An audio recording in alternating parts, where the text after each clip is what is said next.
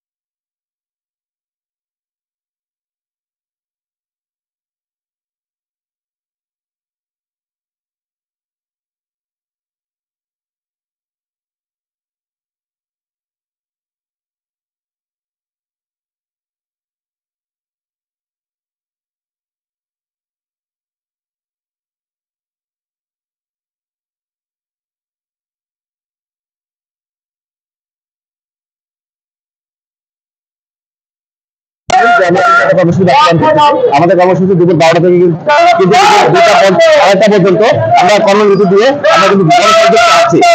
এর কারণ হচ্ছে একমাত্র জনসচেতনতা তৈরি করার জন্য। আপনারা দেখুন যে নারীদের ভাবে কিন্তু আমাদের রায় প্রচার হচ্ছে, আপনারা দেখতে পাবেন রায় প্রচার হচ্ছে।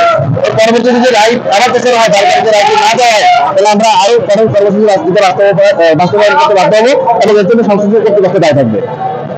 আমরা এখন যাচ্ছি সিভিল সার্জন যাওয়ার জন্য।